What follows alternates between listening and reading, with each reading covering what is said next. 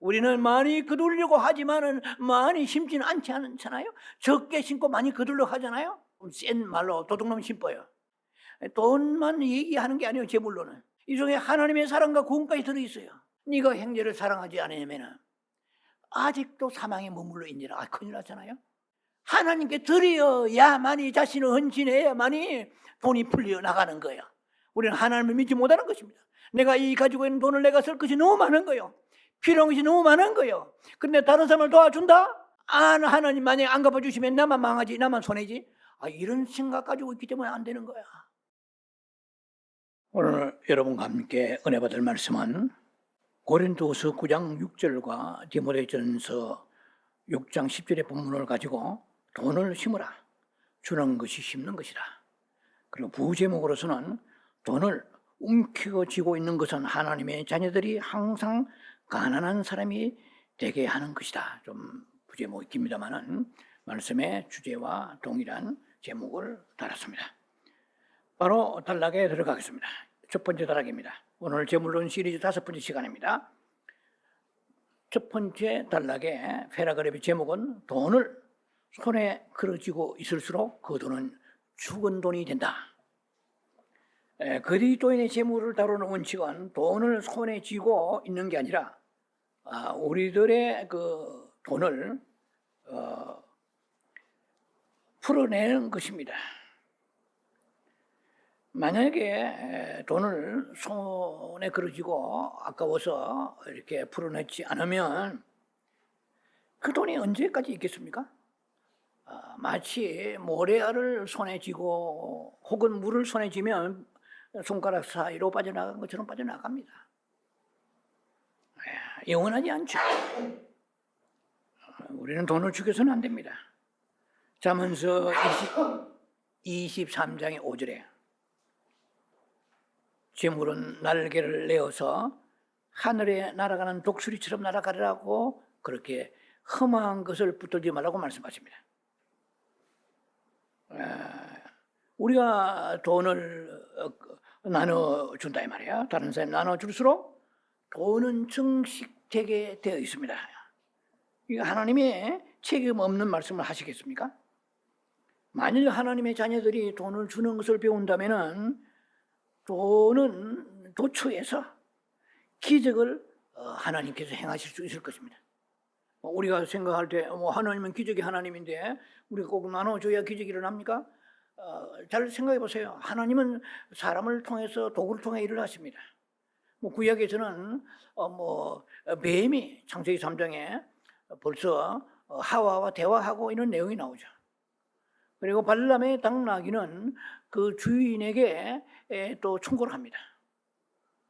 또 그리 시내가에 열왕기상 17장에 보면은 이스라엘에 그 가뭄이 왔을 때에 그리 시내가에서 그 엘리야가 아침 저녁으로 까마귀를 통해서 떡과 고기를 물어다가 먹이는 장면이 나옵니다. 하나님은 까마귀를 쓰시죠. 때로는 당나귀도 쓰시고. 그런 이 복음의 신약 시대에 와서는 하나님께서는 그렇게 무슨 다른 동물을 사용하시지 않고 사람을 통해서 일을 하십니다. 우리가 도구가 돼야 돼요. 가난한 사람이 어느 날 자고 일어나니까 하나에 돈이 떨어졌다? 산타크로스 할아버지처럼 그렇게 하나님은 기적을 베푸시지 않습니다.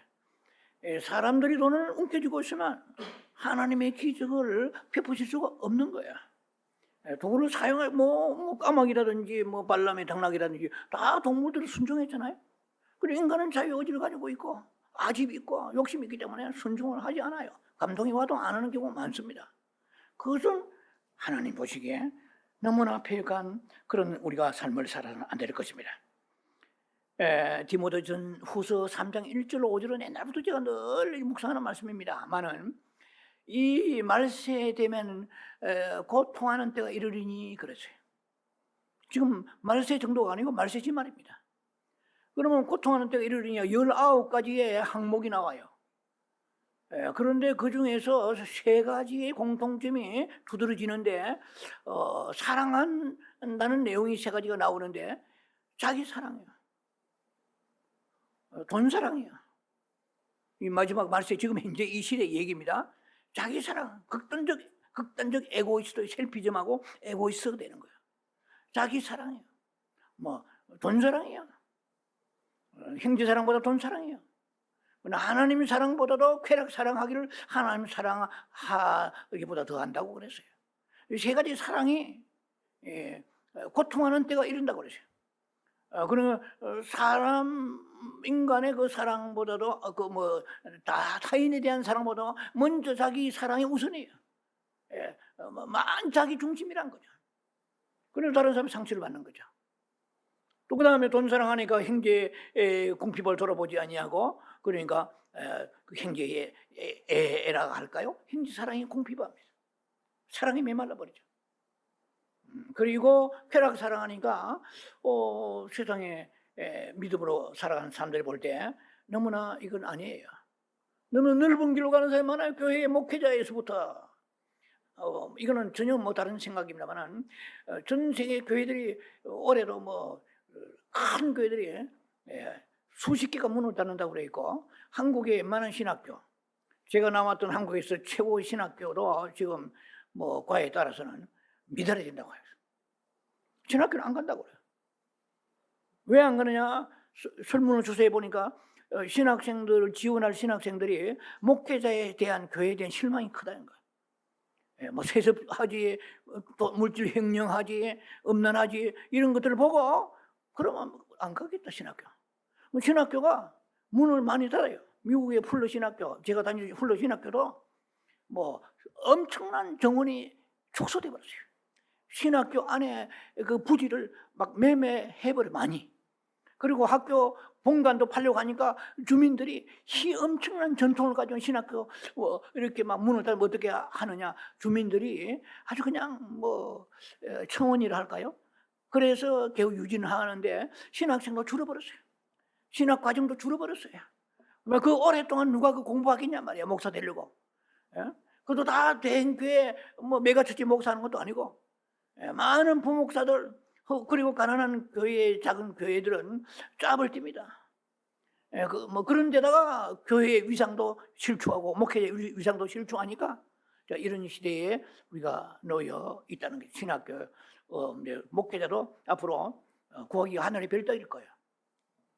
사람들은 이제 다 리타이어하고 70 넘어서 이제 목회를 내려놓아야 되는데, 그럼 후계자들이 없는 데다가 또 자녀들이 안 나? 출산이 없어? 주일학교 텅텅 비어?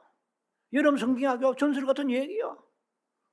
그러면 그들이 자라가지고 교회에 와야 되는데, 그럼 어떻게 해요? 교회가 완전히 역삼각이요. 위에 기존 성도는 많지만 밑에는 역삼각이요. 교회도 교회지만 군대 갈 사람도 없어지는 거야. 이제 세상이 이렇게 변화버립니다. 그런데 AI까지 나와가지고 목사들의 설교보다 더 뛰어난 설교를 AI가 하니까 주의 종들이, 그나마 있는 종들이 기도를 하겠어요? 연구하면서 땀 흘리면서 막 설교 온 거를 지우고 또 지우고 이렇게 하는 거, 컴퓨터 쫙 해가지고 막 확 지워버리고.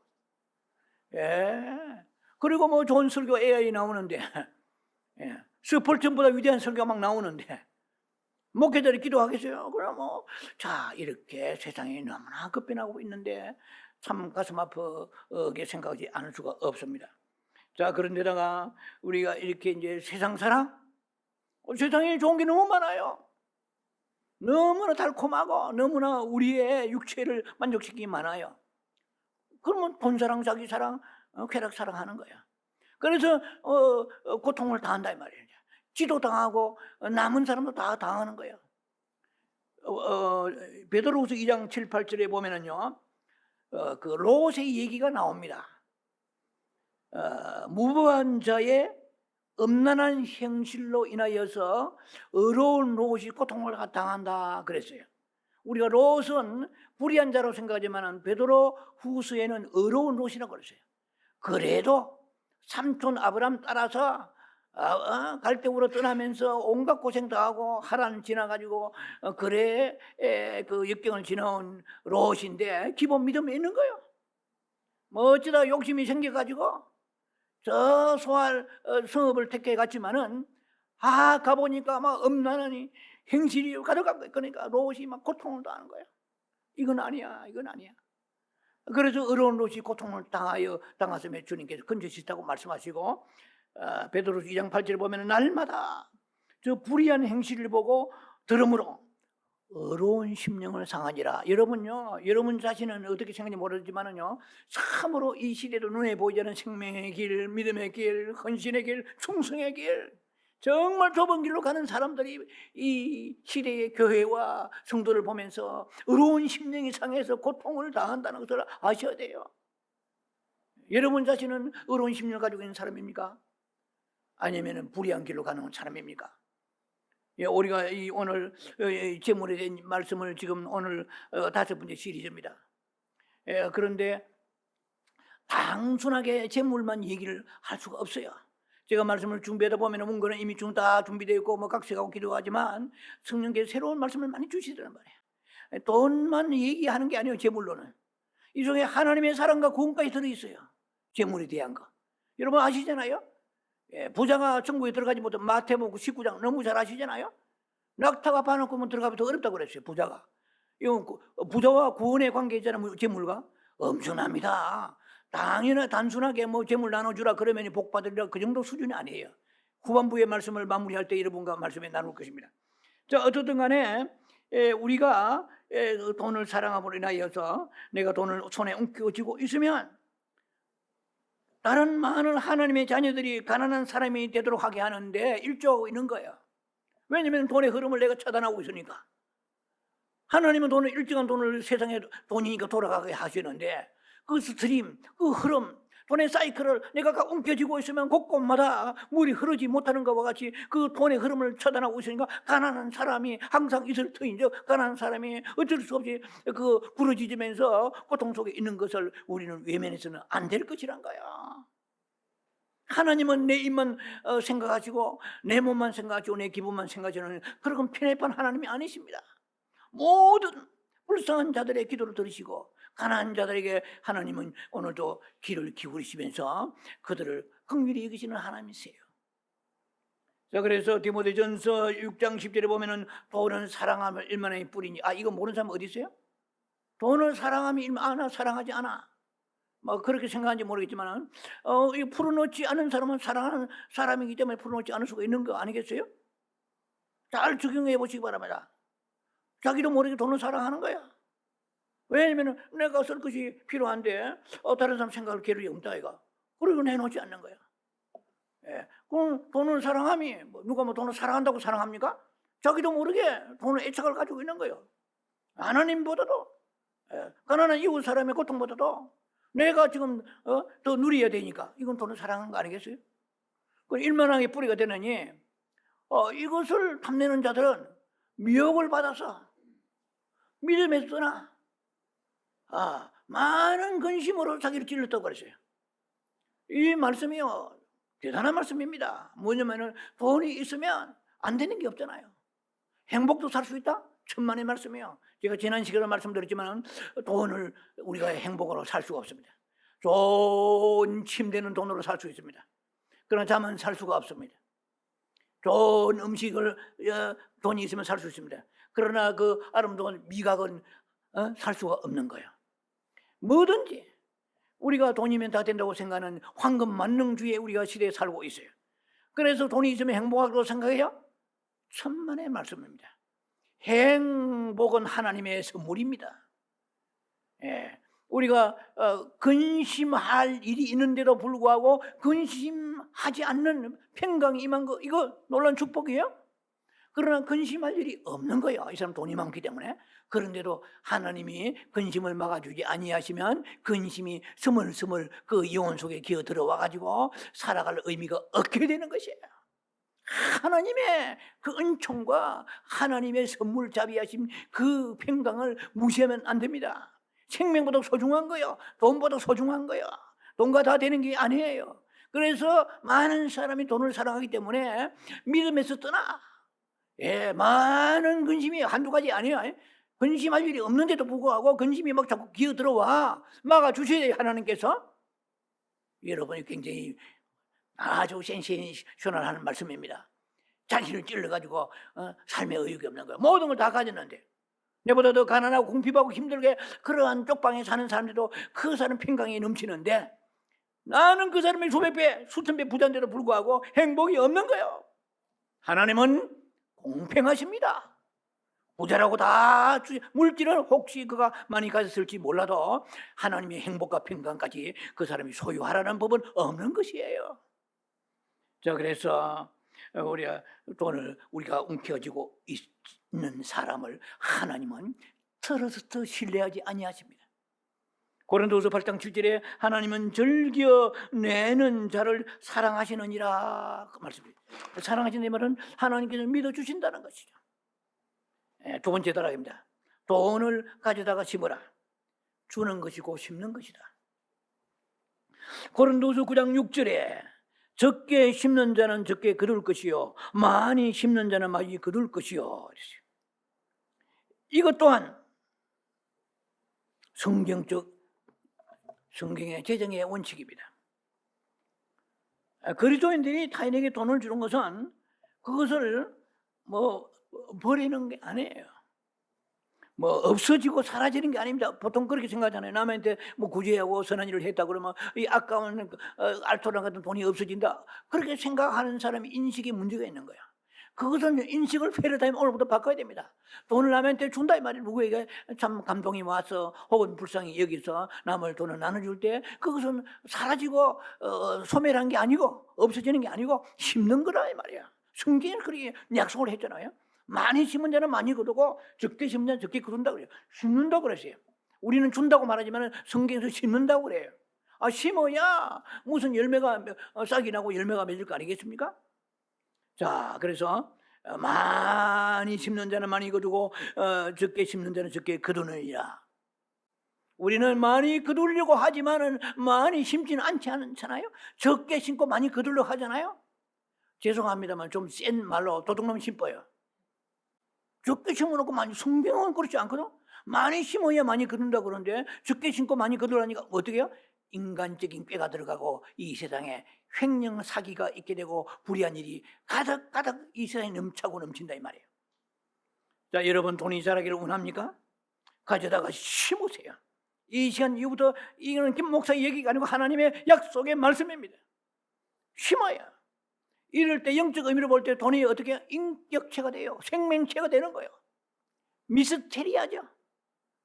신비롭게 돈은 자란다 이 말이야. 하나님이 그렇게 하신다고 약속하셨잖아요. 많이 심은 자는 많이 거둔다 했잖아요.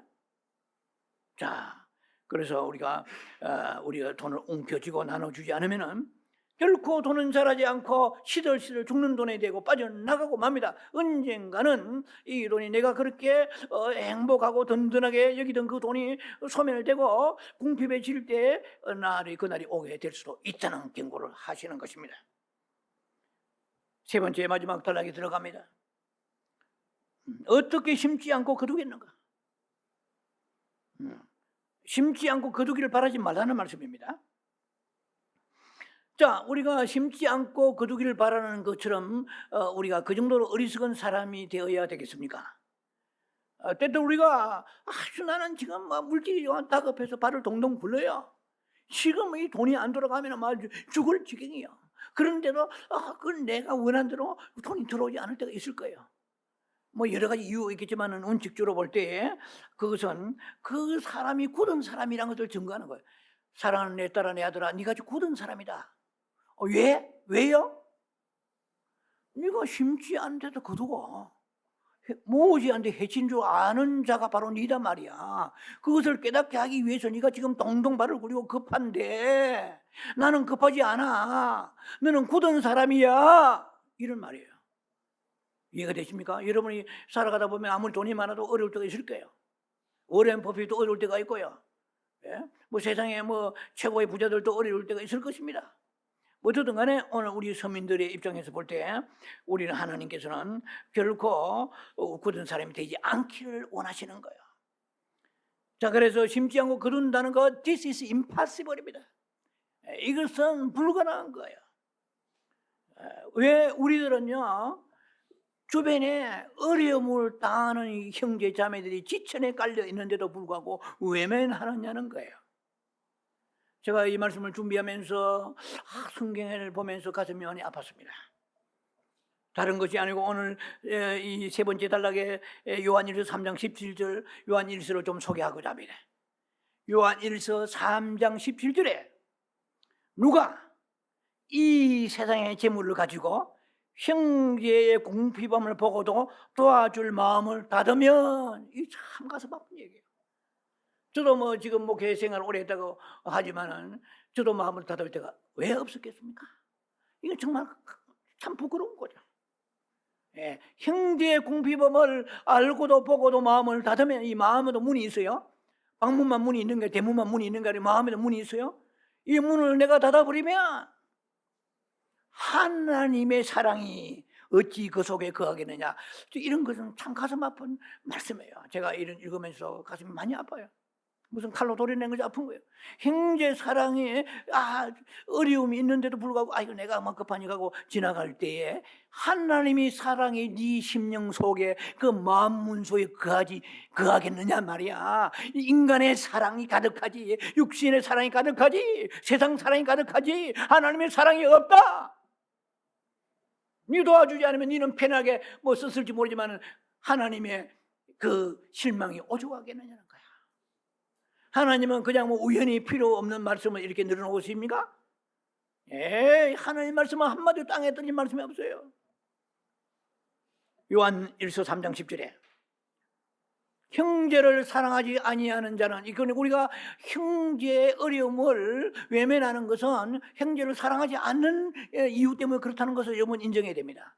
여러분 사랑의 특징은 무엇입니까? 아낌없이 주는 거예요.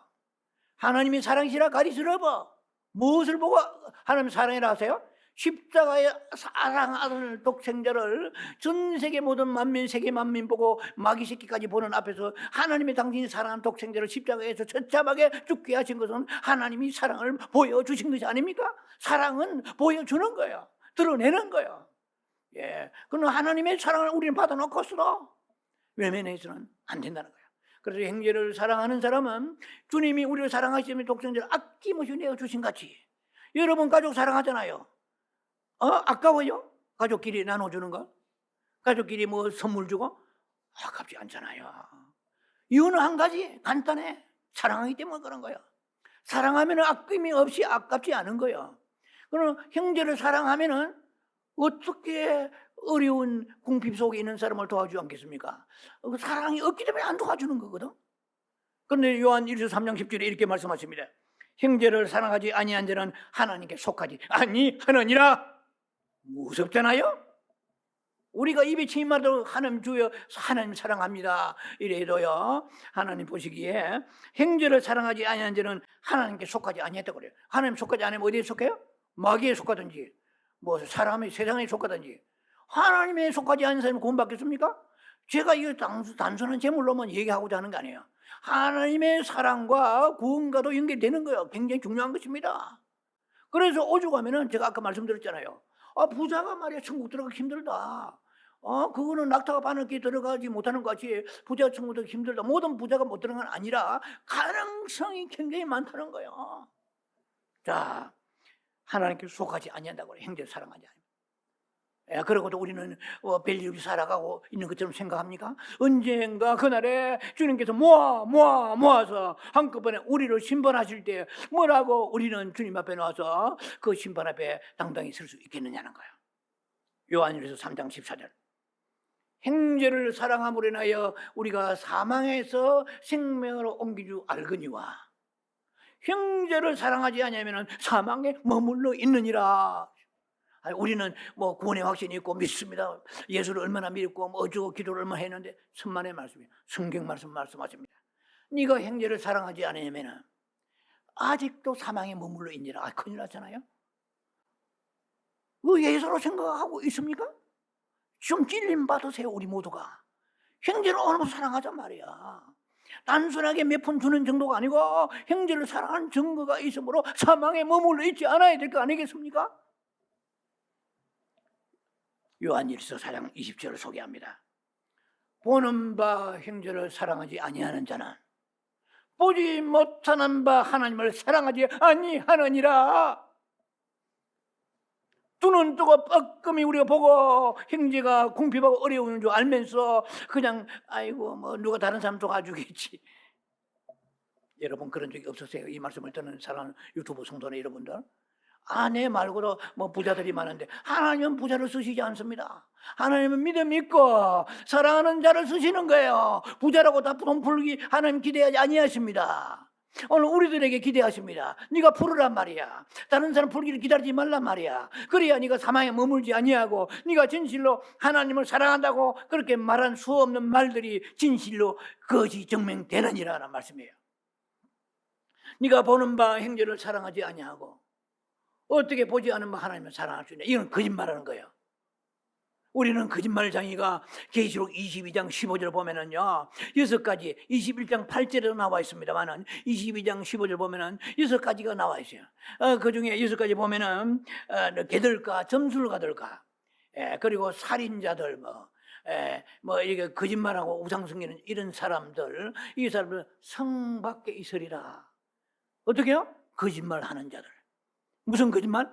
하나님을 사랑하지 아니하면서 믿습니다 사랑한다고 춤추고 노래하고 막 율동까지 하고 침튀기면서 사랑합니다 말하지만 눈에 보이는 형제를 사랑하지 아니하고 하나님을 사랑한다 말을 거짓말이라고 요한일서 4장 20절의 문맥을 보시기 바랍니다. 우리는 하나님의 말씀에 찔림을 받는 것이 성도의 사는 그 살아있는 생명체의 모습인 거예요. 이제 고린도후서 8장 5절 말씀을 좀 소개하면서 말씀을 마무리하겠습니다. 고린도 8장 5절에 이렇게 기록되어 있습니다. 그들이 먼저 자신을 주께 드리고 또 하나님의 뜻에 따라 우리에게 주었도다. 이거요 예서로 볼 말씀 아니에요. 마게도니아 교인들이 예루살렘 교회가 어려우니까 그들이 고린도 8장 한 20절 보면은요 이것은 그에게 연보했다 돼 있어요. 그에게. 마게도니아 교인들이 부자라서 기업가라서 아니에요. 고린도 8장 2절에 고린도후서 8장 2절에 환난의 많은 시련 가운데서도 저희 넘치는 기쁨과 극한 가난이 있어요. 마게도니아 교인들이 오히려 도움을 받아야 될 처지예요. 극심한 가난이 있어요.